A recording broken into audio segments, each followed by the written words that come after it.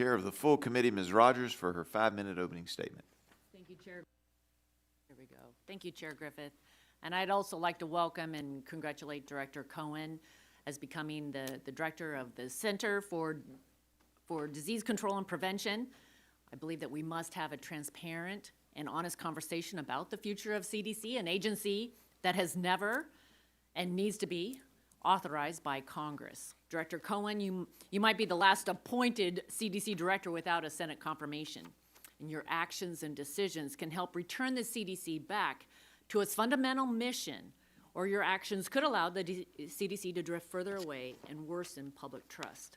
We want to hear from you today about CDC's preparedness for the current wave of seasonal viruses such as flu, RSV, and COVID-19.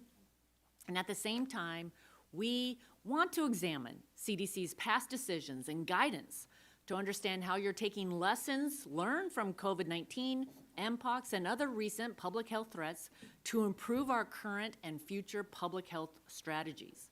This is a chance to restore transparency and build public trust in our health institutions and ensure that CDC's issued guidance is clear, practical, and consistently relevant and up to date with the latest science. Sometimes this may include telling the American people what the CDC does and doesn't know. To put this bluntly, your predecessors took bad advice. They acted on bad advice due to political pressure and misled the American people. The institution you now run influenced schools to remain closed by listening to non-scientific stakeholders, namely the teachers' unions. And because of their guidance to keep schools closed for an extended period, our children, the very future of our country, now suffer generational learning loss and devastating mental health conditions. The gravity of the situation is clear.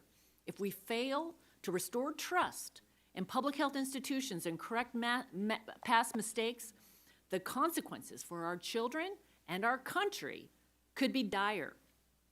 It is in this context of urgency that we must consider the substantial investments made during the pandemic.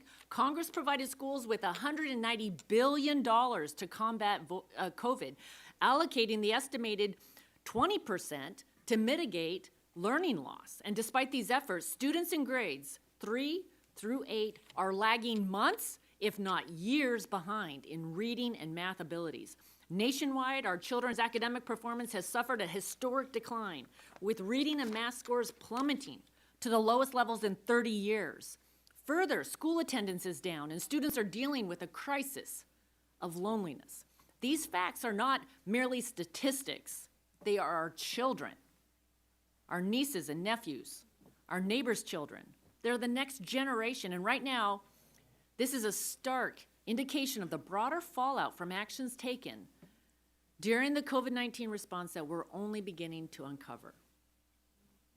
As we reflect on the events that led us to this point, we must acknowledge the weight of responsibility that comes with being the director of the CDC. The agency's guidance has far-reaching implications affecting not just public health, but our day-to-day lives and the overall well-being of our children. It is imperative that we see a commitment to cooperating with Congress.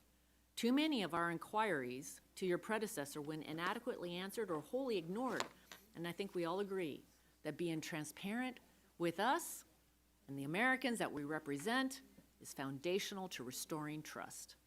I know this is your first time testifying before Congress as director of the CDC, but this hearing is more than a procedural formality. It is a pivotal moment for accountability and reassessment. The insights shared today will not only shed light on past decisions, but will also take a step toward rebuilding trust. This hearing is an opportunity to share how you will apply lessons learned to the current respiratory illness season as well as future decisions by the CDC.